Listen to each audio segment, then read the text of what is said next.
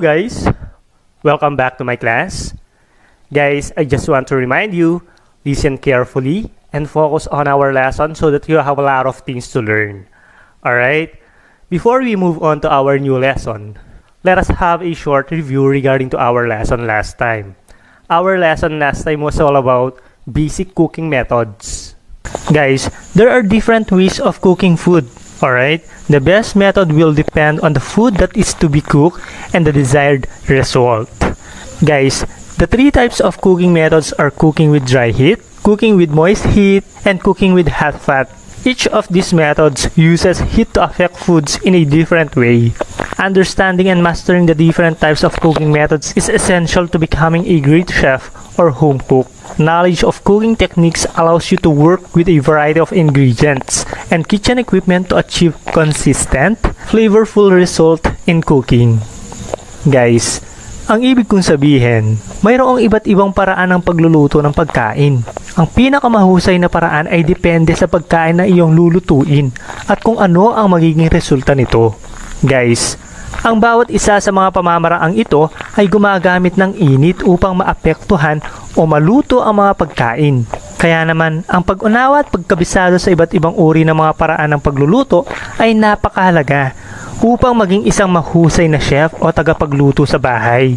Ang kaalaman sa mga diskarte sa pagluluto ay nagbibigay daan sa iyo na gumamit ng iba't ibang sangkap at kagamitan sa kusina upang makamit ang masarap na resulta sa iyong pagluluto. Alright?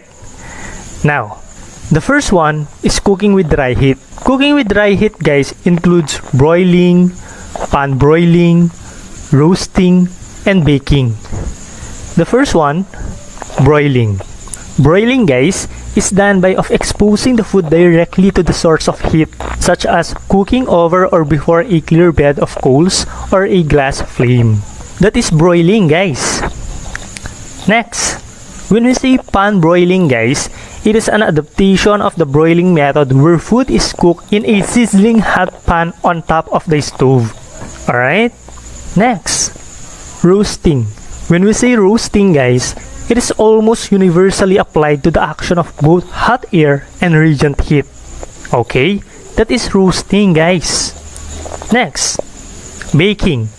Baking, guys, is cooking in a heated oven at temperatures ranging from 300 Fahrenheit to 500 Fahrenheit. Alright? Next, the second, guys, is cooking with moist heat. The methods of cooking with moist heat or with water are boiling, simmering, steaming, and braising. The first one, boiling. Boiling, guys, involves cooking foods in boiling water, and it has various effects on foods. Next, simmering or stewing. The cooking process known as simmering or stewing. It is a modification of boiling, guys. By this method, food is cooked in water at temperature below the boiling point. Alright? Next, steaming. Steaming, guys, is the cooking of food by the application of steam. In this cooking process, the food is put into a steamer.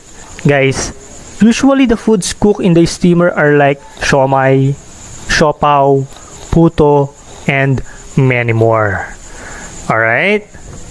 Next, number 4, braising. When we say braising, guys, cooking meat in an oven in a closed pan with a small quantity of water constitutes braising. Braising, guys, comes from the French verb braiser. It is a technique that uses both dry heat cooking and moist heat cooking. Alright? Next, and last one, cooking with hot fat. The different methods of cooking with hot fat are frying and sauteing. The first one, frying. Frying, guys, is cooking food in fat at a temperature of 350 Fahrenheit to 400 Fahrenheit. Alright? That is frying, guys. And next one, sauteing. When we say sauteing, guys, browning food first on one side and on the other in a small quantity of fat is termed sauteing. Okay? For today's lesson, we will talk about common native delicacies. Alright?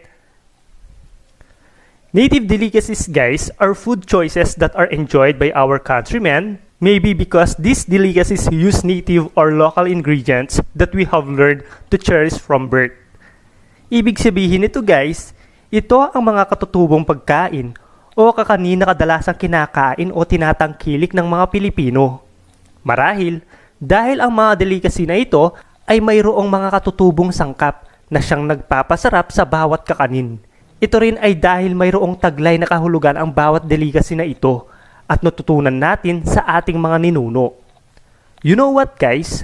There are many delicacies made in the Philippines which can be served as snacks or dessert. Some native delicacies are specialties of certain regions, such as pilinat of Bicol provinces, peanut panocha of Taal Batangas, the CUTCHINTA and puto of Binyan Laguna, and putong pulo of Bulacan, and the tamales of Pampanga. Now, the first one, bibingka. This is made from glutinous rice, root crops, or rice flour. As you can see guys, bibingka is evenly brown on side, tender, light, and slightly moist, with a pleasant and inviting taste that blends well with grated coconut served with it. Guys, galapong batter is poured onto a clay mold lined with banana leaves and baked over live coals or in an oven. It is served with grated coconut. Ang bibingka guys, kung mapapansin ninyo, ito ay kayumanggi na maaaring ito ang indikasyon na ito ay maaaring luto na. Ito ay malambot at mamasa-masa na kung saan mayroong kaaya-aya at kaakit-akit na amoy at lasa. Ang bibingka guys ay gawa sa glutinous rice o yung tinatawag nating malagkit o malagkit na bigas. Maaaring gawa rin sa ugat ng mga pananim at harina o harina ng bigas. Kadalasan guys, nilalagyan din ito ng ginadgad na niyog sa ibabaw upang maging mas masarap ang lasa nito. Guys, bibingka is a food in the Philippines and it's one of many varieties of rice cakes in Filipino cuisine. Its taste is usually slightly sweet with a little bit of salty undertone for the contrast. Guys, to make the bibingka softer and richer, milk and eggs can be added, along with some brown sugar to make the cake sweet, depending on the versions. This rice cake's texture can range from being spongy to being sticky. It is also categorized as a kakanin, a collective term for foods made from rice or rice flour. Alright? Guys, ang bibingka ay isang pagkain sa Pilipinas at isa sa maraming uri ng kakaning Pilipino. Ang lasa nito ay karaniwang bahagyang matamis na may kaunting alat upang maging balanse ang lasa nito. Guys, upang maging malambot at mas sumarap pa ang bibingka, pwede mo itong dagdagan ng gatas, itlog, at asukal para mas maging maganda pa ang lasa nito. Alright? That is bibingka guys. Next, BIKO. This is made from glutinous rice or galapong. It is cooked in syrup made of sugar, coco milk, and latik. BIKO guys, it is a sweet rice cake from the Philippines. It is made of coconut milk, brown sugar, ginger, and glutinous rice. Guys, it is usually topped with latik. Alright? BIKO guys is a type of calamay dish and is prepared similarly except the rice grains are not ground into a paste. Guys, BIKO can also be prepared with other common Filipino ingredients. Examples include ube biko, which is made with ube or mashed purple yam, and pandan biko, which is made with pandan leaf extracts. These are characteristically deep purple and bright green respectively. Kapag sinabing biko guys, ang biko ay isang matamis na kakanin. Ito ay gawa sa gata ng niyog, brown sugar, luya, at malagkit na bigas. Guys, ang biko ay karaniwang din nilalagyan ng latik sa ibabaw upang mas maging masarap ang lasa nito. Guys, ang biko ay kadalasang inihahanda kapag mayroong mga okasyon. Maaaring kainin bilang almusal o gawing dessert o panghimagas. Okay? That is biko guys. Okay, next. Number 3, suman. Suman guys, this is made in different ways. Some are made of glutinous rice and wrapped in banana or coconut leaves. Suman guys is a rice cake originating in the Philippines. The sticky rice is mixed with salt and coconut milk. partially cooked until dry, then ladled into molds made with coconut fronds. Guys, the wrapped and sealed rice mixture is then boiled in water until the grains are completely cooked through. Guys, when newly cooked, suman is simply peeled and dipped in sugar, or it is usually eaten sprinkled with sugar, or in a mixture of grated fresh coconut or laden with latik. Guys, ang suman ay ang pinakakaraniwang uri ng suman. Guys, ang suman ay ang pinakakaraniwang uri ng suman sa Pilipinas. Guys, ang suman ay gawa sa malagkit na bigas na hinaluan ng kaunting asin at mayroong halo ng niyog. Ito ay bahagyang niluluto hanggang sa matuyo. Pagkatapos ay babalutan ng dahon ng niyog o dahon ng saging. Pagkatapos nito, ang balot at selyadong pinaghalong bigas ay papakuluan sa tubig hanggang sa tuluyang maluto ang mga butil nito. Kadalasan guys, ang suman ay binabalatan at isinasawsaw sa asukal o kaya naman sinasawsaw sa niyog at may halong asukal. Okay? That is suman guys. Number 4, puto maya. Puto maya guys, it is made of glutinous rice and cooked in either plain water or coconut milk. Guys, the puto maya recipe starts off by soaking the rice in water for about 1 hour. The softened rice is drained of water and is replaced with coconut milk or gata. Guys, this is where it becomes different from other kakanin. The rice is boiled with fresh ginger slices or luya. The ginger, guys, gives this sticky rice a unique taste and aroma that other kakanin get from other ingredients. You know what, guys? Puto maya is a type of rice cake which originated from Cebu, and it is made of glutinous rice or malagkit, fresh ginger, and sweetened milk or coconut milk or gata, sugar, and salt. Guys, upang makagawa ng puto maya, una, nagsisimula ito sa pamamagitan ng pagbababad ng bigas sa tubig ng halos 1 oras. Pagkatapos, ang pinalambot o binabad na bigas ay hahaluan ng gata ng niyog. Pagkatapos nito, ang kanin ay papakuluan at lalagyan ito ng sariwang hiwa ng luya. Guys, ang luya ay nagbibigay sa malagkit na bigas ng kakaibang lasa at upang maging mas masarap ito. Alright? Ang puto maya guys ay isang uri ng kakanin na nagmula sa Cebu. Karaniwan guys, ang puto maya ay gawa sa malagkit na bigas, sariwang luya, gata ng niyog, asukal, at asin. Okay? Number 5, palitaw. Palitaw guys, it's made from glutinous rice, white and somewhat shiny, sticky, and gelatinous in texture and with uniform in shape. As you can see guys, palitaw is an oval or tank shape and dropped in boiling water. Cooked palitaw guys floats in the boiling water. A few minutes after the palitaw has started to float indicated that it is done.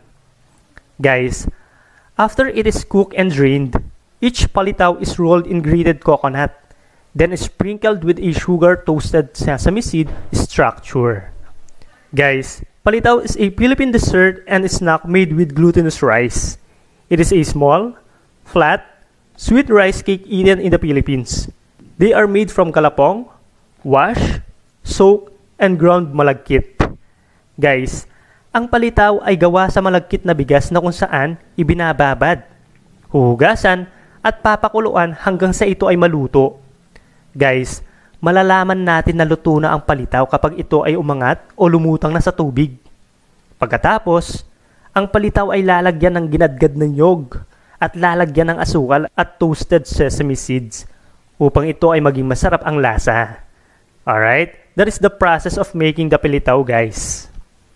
Number 6, kalamay. Kalamay guys, it's made from galapong, milk, brown sugar, and anise seeds. As you can see guys, kalamay is a sticky sweet delicacy that is popular in many regions of the Philippines. Guys, it is produced in a time-consuming process in which the rice and coconut milk are boiled, ground into a paste, mixed with brown sugar, and then cooked until the desired consistency is achieved. Guys, kalamay is made of coconut milk, brown sugar, and ground glutinous rice. It can also be flavored with margarine, peanut butter, or vanilla. Guys, calamay can be eaten alone but it's usually used as a sweetener for a number of Filipino desserts and beverages. Guys, ang calamay ay isang malagkit at matamis na kakanin na sikat sa maraming lugar sa ating bansa. Guys, ginagawa ang calamay sa isang proseso na kung saan ang bigas at ang gata ng niyog ay pinapakuluan, dinidikdik, hinahaluan ng brown sugar, at pagkatapos ay niluluto hanggang maging malagkit o hanggang sa maluto ito. Guys, ang calamay ay gawa sa gata ng niyog, brown sugar, at giniling na malagkit na bigas. Guys, mayroong mga ilang gumagawa ng calamay ay nilalagyan nila ito ng margarine, peanut butter, vanilla, o iba pang pampalasa. Guys, ang calamay ay maaaring ihain kapag mayroong mga handaan o okasyon. At maaari rin itong gawing panghimagas. Okay? That is calamay, guys. Number 7. Kutchinta. Kutchinta, guys, it's made from all-purpose flour or glutinous rice, sugar, and lye. The lye gives flavor and brings about the light brown color of the kutchinta. Kutchinta, guys, is a native sweet Filipino snack that are made by steaming sticky rice. As you can see, guys, it is a deep brown or reddish in color because it is sweetened with brown sugar that is further enhanced using asyete.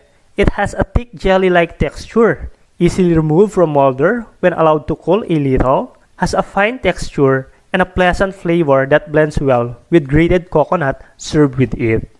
Guys, ang kutchinta ay gawa sa harina o malagkit na bigas o yung tinatawag nating glutinous rice, asukal, at asyete. Ang asyete, guys, ay ginagamit upang maging mas masarap ang lasa ng kutsinta at maging kulay brown o kayumanggi ito. Ang kutsinta, guys, ay isang katutubong matamis na merienda ng mga Pilipino na ginagawa sa pamamagitan ng steaming o pag-i-steam. Guys, ang kutsinta ay kadalasang kinakain na may kasamang ginadgad na niyog upang maging masarap lalo ito. Alright? Next. Espasol. Espasol, guys, it is made from thick mixture of glutinous rice or pinipig flour, sugar, and coconut milk. The mixture is rolled thinly and cut into desired shapes. Ayan. Espasol, guys, is a cylinder-shaped Filipino rice cake that is made of rice flour, cooked in coconut milk and sweetened coconut strips, and afterwards, dusted with toasted rice flour. Espasol, guys, is originating from the province of Laguna. It is traditionally sold during the Christmas season, and it is visible in almost all bus stops and pasalubong stores. Guys, the mixture is flattened into the desired thickness, dusted with toasted rice flour, and then cut into tubular shapes or bite-sized squares. Alam nyo ba, guys, na ang espasol ay kadalasang ibinebenta tuwing sasapit na ang Pasko? At ito rin ay kadalasang makikita sa mga bus stops na kung saan magandang gawing pasalubong sa ating mga minamahal. Alright? Ang espasol, guys, ay gawa sa malagkit na bigas na niluluto sa gata ng niyog at pinatamis na niyog. Pagkatapos ay nilalagyan o binabalutan ito ng toasted rice flour o harina upang maging balanse ang lasa nito. At pagkatapos ay hahati-hatiin upang maging mas maganda sa paningin ng mga mamimili. Okay? That is espasol, guys. Number 9. Halaya. Halaya, guys, this is made from different root crops like ube, gabi, or kamote. It is cooked either with milk or coconut milk, margarine, and sugar in low fire. Halaya, guys, or ubeng halaya, is a Philippine dessert and it is a classic Filipino delicacy made from boiled and mashed purple yam, coconut milk, and butter. Creamy, cheesy, and topped with golden latik. It's delicious as a snack or dessert. Ube halaya, guys, is the main base in ube-flavored pastries and ice cream. It can also be incorporated in other desserts such as halo-halo. Guys, ang ube halaya ay isang panghimagas na gawa sa pinakuluan at minasa na purple yam o ube. Guys, ang ube halaya ay gawa sa purple yam o sa ugat ng mga pananim, katulad ng ube, gabi, at kamote, sa gata ng nyog, mantikilya, at asukal. Guys, ang ube halaya ay masarap bilang merienda at dessert. Maaari rin itong isama sa iba pang mga panghimagas katulad ng halo-halo at marami pang iba. Okay? Next, maja blanca. Maja blanca guys, this is made by cooking galapong or cornstarch flour in coconut and sugar and then add sweet corn for variation. Guys, maja blanca is a Filipino favorite kanin, dessert or snack. Guys, this dish is sweet, delicate, soft, and creamy. Good for dessert. Maja blanca guys is a Filipino dessert with a gelatin-like consistency made primarily from coconut milk, cornstarch, and sugar, also known as coconut pudding. It is usually served during fiestas and during the holidays, especially Christmas and special occasions. Guys, ang maja blanca ay isa sa mga paboritong merienda o dessert ng karamihan. Ang pagkain ito ay matamis, pino, malambot, creamy, at magandang panghimagas. Guys, ang maja blanca ay gawa sa gata ng nyog, cornstarch o gawgaw, asukal, at karaniwang nilalagyan ng mais upang maging mas masarap ang lasa nito. Guys, kadalasang inihahain ang mga pagkain ito tuwing may kapistahan at tuwing may special na okasyon tulad ng birthday, binyag, kapag Pasko, at marami pang iba. Okay? That is maja blanca guys. Number 11, sapin-sapin. Sapin-sapin guys, this is made from rice flour, sugar, and coconut milk. Layers may be artificially colored or colored with ube. Sapin-sapin guys is a sticky rice cake from the Philippines. It originated in a northern province called Abra. Guys, the name came from the word sapin, which means sheets or layer. It is also the main characteristics of this rice cake. Its vibrant multicolored layers. Guys, it is made out of steamed glutinous rice flour, served with latik and or toasted coconut. As you can see guys, usually it's made with 3 to 4 layers which have a slight variation in taste and texture. The purple layer usually consists of purple yam. The orange layer have a hint of anise seed. Also in other areas they use jackfruit as its flavor instead. The white layer contains young coconut meat and green is flavored with pandan. Guys, ang sapin-sapin ay isang malagkit na kakanin. Nagmula ito sa hilagang lalawigan ng Abra. Tinawag itong sapin-sapin sapagkat magkakapatong ang mga ito. Guys, ang pangunahing katangian ng pagkain ito ay mayroong itong iba't ibang kulay at lasa. Kadalasan guys, ito ay gawa sa 3 hanggang 4 na layer o patong. Guys, kung mapapansin ninyo, ang purple na layer ay karaniwang gawa sa purple yam. Ang orange layer ay gawa sa anise seed. Gayon din sa ibang mga lugar ay gumagamit sila ng langka para mas sumarap pa ito lalo. Ang puting layer naman ay gawa sa niyog at ang berde naman ay gawa sa pandan. Alright? Sapin-sapin guys is a layered glutinous rice and coconut dessert in the Philippine cuisine. It is made from rice flour, coconut milk, sugar, water, flavoring, and coloring. Guys, it is usually sprinkled with latik or toasted desiccated coconut flakes. Guys, ang sapin-sapin ay gawa sa rice flour or yung tinatawag nating malagkit na bigas, gata ng nyog, asukal, tubig, pampalasa, at pangkulay. Guys, karaniwang nilalagyan ang sapin-sapin ng latik sa ibabaw nito upang mas maging masarap palalo ito. Okay? That is sapin-sapin guys. Next, ginataan. Ayan. Ginataan guys, ginataang halo-halo made from root crops and fruits like langka and saging na saba and cooked in coconut milk and sugar. Guys, in the Philippines, any food that is cooked in coconut milk can be described as ginataan, which literally means done with coconut milk. Due to the general nature of the term, it can refer to a number of different dishes, each called ginataan, but distinct from one another. Guys, ang ibig kong sabihin, dito sa Pilipinas, Ang anumang pagkain na niluto sa gata ng niyog ay maaaring ilarawan bilang ginataan, na nangangahulugan na ito ay gawa sa gata ng niyog. Guys, maraming uri ng ginataan na maaaring gawin, ngunit ito ay naiiba ang katangian sa bawat isa. Okay? Guys, there are different types of ginataan, like ginataang halo-halo, made from different root crops and fruits like langka and saging na saba, and cooked in coconut milk and sugar. Another, ginataang munggo, made of glutinous rice, coconut milk, and munggo beans. And ginataang mais, made of glutinous rice, coconut milk, and grated mais. Guys, ginataan are made with glutinous rice balls, plantain bananas, sweet potatoes, and tapioca pearls that is cooked in sweet coconut milk. And to make it more special, jackfruit is also usually added.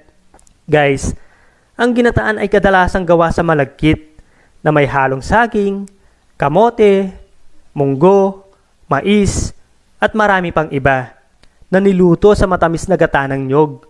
At para maging special ito guys, kadalasang idinadagdag din ang langka. Okay? Those are the common native delicacies in the Philippines. Next. Okay, we also have basic ingredients of native delicacies. The most common ingredients available any time of the year and can be made into nutritious snacks and desserts are the following. The first one, root crops, cereals, glutinous rice o yung tinatawag nating malagkit, fruits, coconut, flour, eggs, cheese, and milk. Okay?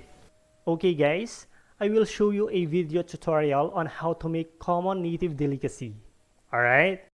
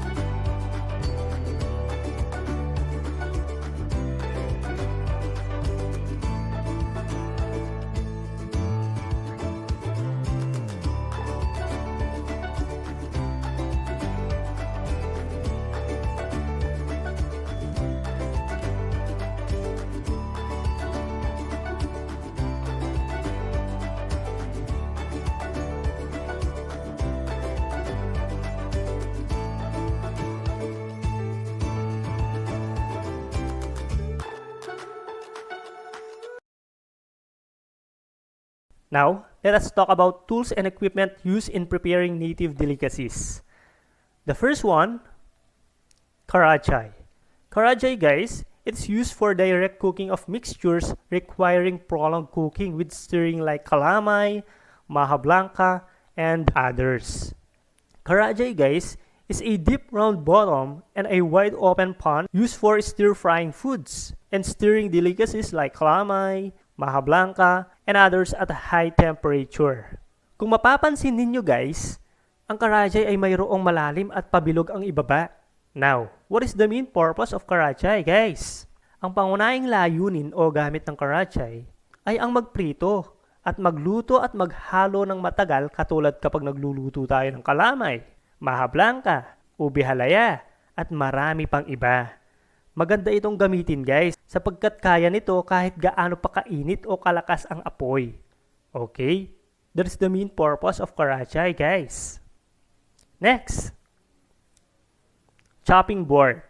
Chopping board guys, it is a wide flat surface of wood on which a rolling pin is used to flatten cooked mixtures to an even thickness. A chopping board guys, it is a kitchen utensil used as a protective surface on which to cut or slice things. A chopping board guys is a durable board on which to place material for cutting. The kitchen chopping board is commonly used in preparing and cutting food, such as meat, fish, vegetables, and many more. Kitchen chopping boards are thin, flat piece, and are often made of wood or plastic and come in various widths and sizes. Ang chopping board guys ay isang kagamitan sa kusina na kung saan ginagamit ito bilang proteksyon sa ibabaw kung saan tayo naghihiwa ng mga iba't ibang pagkain, lalo na sa mga pagkain gagamitin sa paggawa ng native delicacy. Guys, ang cutting board ay isang matibay na tabla na kung saan karaniwan nating ginagamit sa paghahanda o paghihiwa ng mga pagkain, katulad ng karne, isda, gulay, prutas, at marami pang iba. Ang chopping board guys, kung mapapansin ninyo, isa itong manipis, patag, at kadalasang gawa sa kahoy o plastic. At mayroon itong iba't ibang lapad, laki, at sukat. Alright, that is chopping board guys. Number 3, coconut grater. Coconut grater guys, it is a tool used to shred coconut meat into fine pieces. A coconut grater guys is a tool used to grate coconut for various uses as required in many recipes and specifically in the tropical recipes. The grater comes in a variety of shapes and designs to suit the needs of a cook, the dish, or the recipe. Guys, ang coconut grater ay isang kagamitan na kung saan ginagamit upang kayurin ang laman ng nyog sa maliliit na piraso. Guys, ang coconut grater ay mayroong iba't ibang hugis at disenyo upang umangkop sa mga pangangailangan ng isang tagaluto. Okay? That is the main function of coconut grater, guys. Next, food grater. Ayan. Food grater, guys, it's a tool with rough, sharp surfaces against which food is rubbed to shred or tear it into very fine particles. A grater, guys, is a kitchen utensil that is usually made from metal, having a surface covered with holes edge and has a rough surface that you use for cutting food into very small pieces or to grate foods into fine pieces. As you can see guys, graters are available in variety of types and sizes. Alright, generally categorized as flat hand or rasp graters, flat heavy duty graters, all-purpose or box graters, multi-purpose graters, and rotary graters. Ang grater guys ay isang kagamitan sa kusina na karaniwang gawa sa metal. May maraming butas, matulis, at magaspang. Nakadalasan ginagamit upang putulin ang mga pagkain sa napakaliit na piraso. Kung mapapansin ninyo guys, mayroong iba't ibang hugis, laki at disenyo ang grater. You know what guys? The modern grater was invented by Francois Boilier in the 1540s, originally to grate cheese. Now, what is the main purpose of grater, guys? An essential tool for food preparation that slices, grinds, and cuts food into shapes such as strips or bits, so the ingredient can be evenly dispersed into the food being prepared. Guys, ang pangunahing gamit ng grater ay upang hiwain, hatiin, at pagpira-pirasuhin ang pagkain. katulad ng cheese, patatas, carrots, kalabasa, at marami pang iba gamit ang matalim na blade nito. Okay, that is the main function of food grater, guys. Next, molder or cutter. Molder or cutter, guys, it is a tool used for shaping of batters and dough or cooked mixtures for puto, sapin-sapin, and pulveron. Guys, the molder or cutter is a kitchen utensil which is used to cut and mold or shape the dishes needed for cooking. Similar, for example, when we make batter, puto, dough, sapin-sapin, pulveron, and much more. Alright? Guys, ang ibig kong sabihin, ang molder o cutter ay isang kagamitan sa kusina na kung saan ginagamit upang hatiin at i-mold o i-shape ang mga pagkain kakailanganin sa pagluluto. Katulad halimbawa kapag gumagawa tayo ng batter, puto, dough, sapin-sapin, pulburon, at marami pang iba. Okay? Next. Strainer. When we say strainer, guys, it is a tool made of metal or plastic wire. It is used to separate the liquid from the solid substances. When we say strainer, guys, strainer is a kitchen device having holes punched in it or made of cross wires that is most used to strain liquids away from other ingredients, but also to occasionally sieve fine ingredients away from large ingredients. The strainer may be formed as a spoon-shaped utensil or a basket-shaped strainer from various materials such as metal, nylon, or cloth. Ang strainer, guys, ay isang kagamitan sa kusina na mayroong mga butas at gawa ito sa nylon o wire. Guys, ito ay kadalasang ginagamit upang salain ang mga pinong sangkap mula sa malalaking sangkap. Ginagamit ang strainer upang paghiwalayin ang solid foods into liquid. Kung titignan ninyo, para itong hugis kutsara o hugis basket na kung saan gawa sa metal, nylon, o wire. Okay? That is strainer, guys. And last one, steamer. Steamer, guys, it is used for steaming puto, kutchinta, or sapin-sapin mixtures.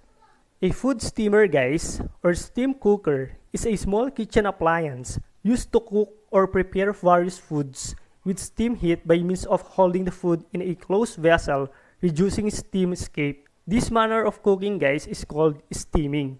Guys, ang food steamer ay isang maliit na kasangkapan sa kusina na ginagamit upang magluto o maghanda ng iba't ibang pagkain na may mainit na singaw sa pamamagitan ng paghawak ng pagkain sa isang saradong sisidlan upang mabawasan ang paglabas ng singaw.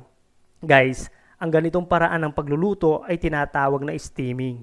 Guys, steamers are used primarily to cook vegetables, seafood, delicacies, and other foods where moisture retention is essential to visual appearance and taste. Guys, kadalasan ginagamit ang steamer sa pagluluto ng mga pagkain katulad ng puto, siomay, siopaw, kutchinta, sapin-sapin, at marami pang iba. Alright? That is the main purpose of a steamer, guys. Alright? And here ends our lesson about common native delicacies. Okay? Umaasa ako na marami kayong natutunan sa ating lesson. Okay? Thank you guys for listening. Thank you for your time. Good day and God bless you all.